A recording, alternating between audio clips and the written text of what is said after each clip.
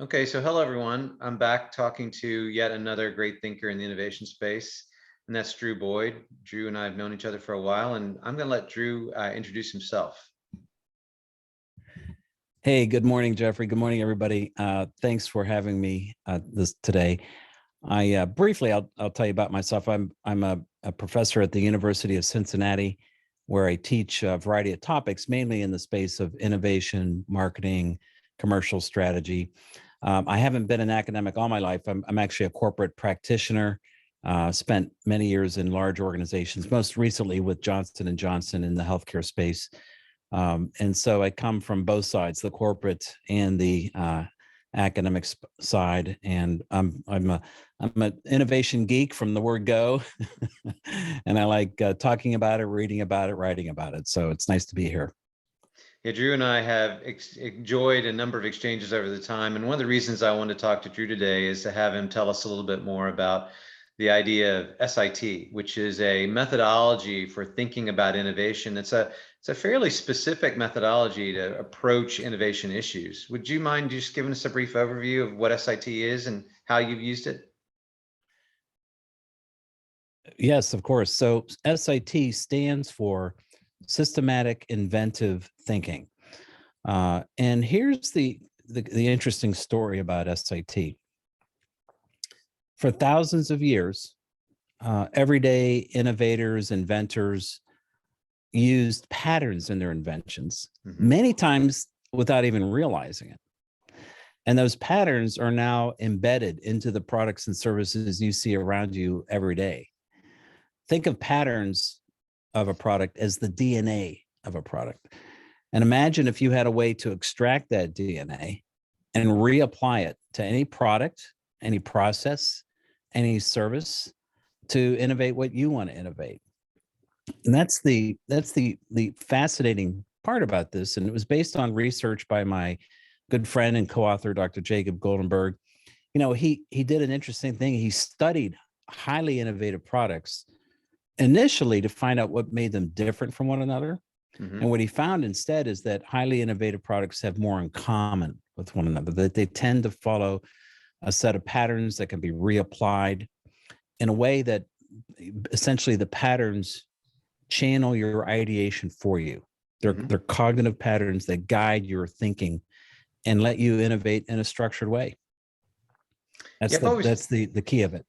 Yeah, I've always thought of it as sort of a structured ideation framework. And I know there are about 4 or 5 rules or methods that you can use that on the surface seem sort of obvious, but as you dig into them, they're pretty deep. I think multiplication or addition, you know, some of these topics, could you explain maybe 1 or 2 of those and how they're useful from an ideation point of view? Sure.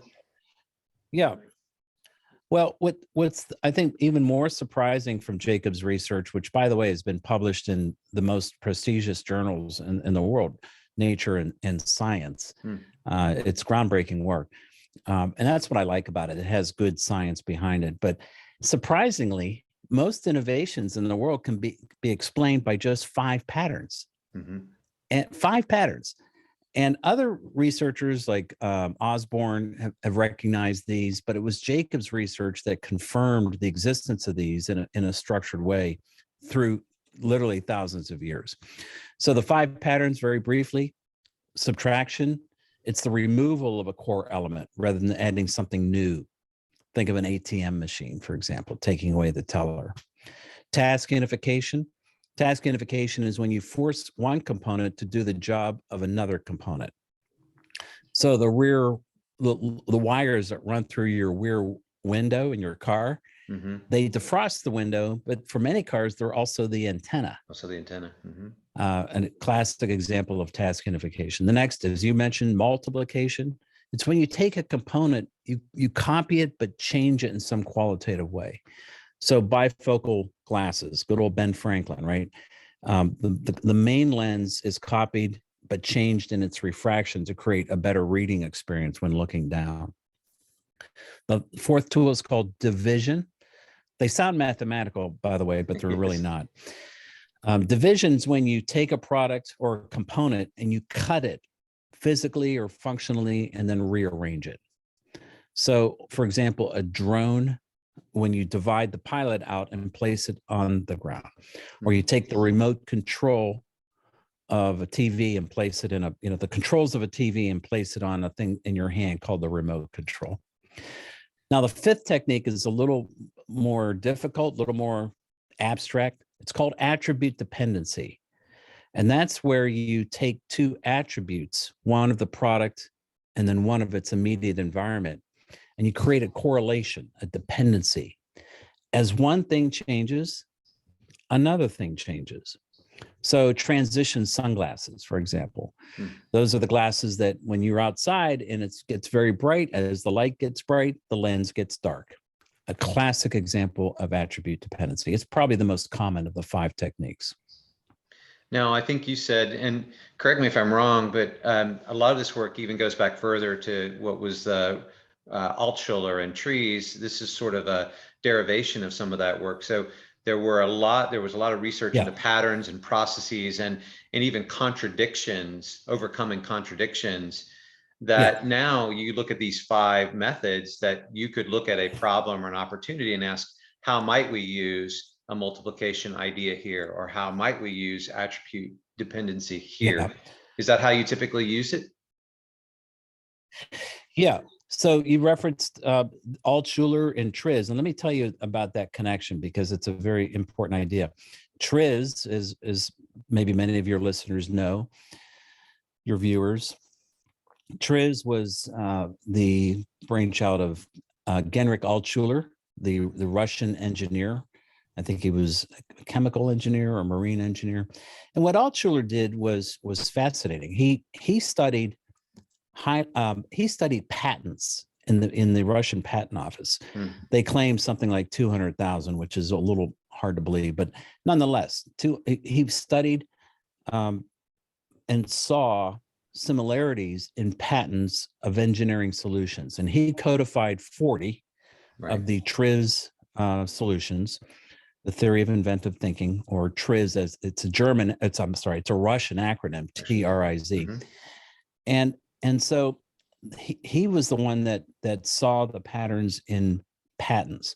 Now, one of his proteges, a guy named Gennady Velikovsky, emigrated from Russia to Israel, and he had a couple of students in his class. One of them was Jacob Goldenberg. Ah, okay. That's the connection. That's the connection. And Jacob was stimulated by Altshuler's work, not to study patents, but what Jacob did is studied products. It's a very important difference. And the title of his work is brilliant. It's called The Voice of the Product. If the product could speak to you, what would it tell you? So TRIZ is great stuff. I mean, it's used by more of the hardcore engineering stuff. It's a very challenging method. Nonetheless, 40 engineering solutions, where SIT is 5 innovation patterns. What I call innovation patterns. They create ideas where Altshuler's work would, if you're an engineer and trying to solve some technical problem, you would employ one of the Altshuler methods. Contradictions is a very important part of SIT. You can solve contradictions with the 5 SIT patterns, just like you can TRIZ. And contradictions appear everywhere in our life, right? And it's an important part of our book, Inside the Box. We talk about contradictions in an entire chapter. So give me an example, if you don't mind. You don't have to, it doesn't have to be one that you can't talk about from a corporation, but if you're confronted with an opportunity or a challenge in the innovation space, how might you use some of the SIT methods?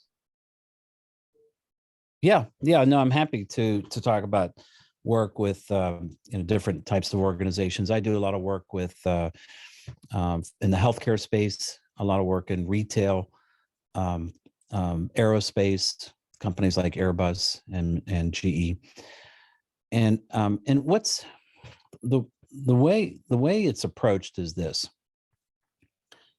when we are working with a particular company, and I'll name a company, Macy's, for example. Macy's, the big retailer. The first important thing to recognize with SIT is you need to know what we call the closed world. Where are you? Where are we innovating?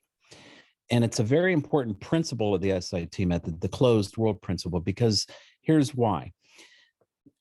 Take Macy's. We could say that we want to innovate Macy's at a store level. And we're going to innovate within the four walls of a store in Macy's. Or we could zoom down and just innovate in cosmetics. Mm-hmm. And when we do that, we're going to completely change the innovation landscape. Absolutely. We could zoom out and now we're at the mall. Or we could zoom in and look at just Macy's corporate merchandising department, right? So, and you go through this, Jeffrey, I know you do. And you, when you talk with your clients, the same thing. Where are we? Where do you need innovation? It's kind of that discussion. Right. And then what we do is once we know where we are and what the client wants, we pick one of the 5 tools and we have general guidelines that we use. So for Macy's, it might be very important to innovate processes, services, checkout service, a merchandising service.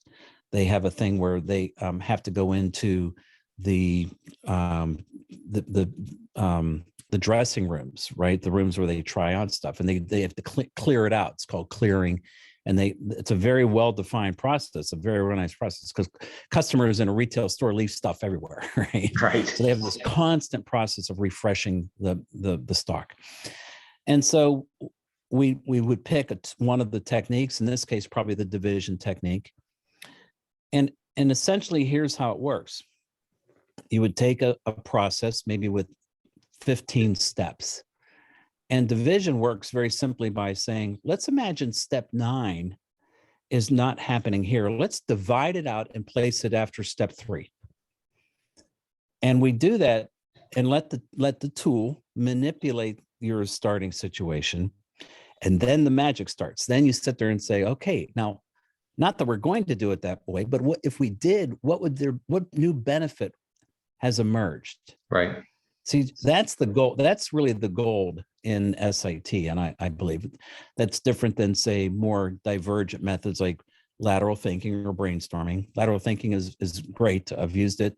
Brainstorming, not so much. It's got a lot of issues related to how it works and things like that. But SIT then starts with we start with the solution, essentially, and then work backwards to the problem that it solves, which, as it turns out, humans are better at than starting with a well-defined problem and then working to a solution. SIT doesn't start with problems like most methods. And that's really profound for a lot of people. Hard to wrap their head around. That is a reversal of some of the innovation work where you try to define a really carefully defined problem. What I heard you say earlier on the closed world is what you're doing is really defining a scope. You're really defining your scope carefully. And then it almost sounds like almost sounds like there's a lot of experimentation in the approach. If we were to use the multiplication solution, I'm beginning to experiment with what that would mean as in terms of a new solution, and then work backward to the problem it solves. Is that correct? Pretty close. In other words, you would say multiplication is going to take this existing thing. It's going to morph it into something that you wouldn't have thought of on your own. This is where you let the patterns do this cognitive trick where it creates something your mind just won't create on its own for a lot of reasons. And then you say, okay, it's this weird configuration. What would be the benefit if it really worked that way?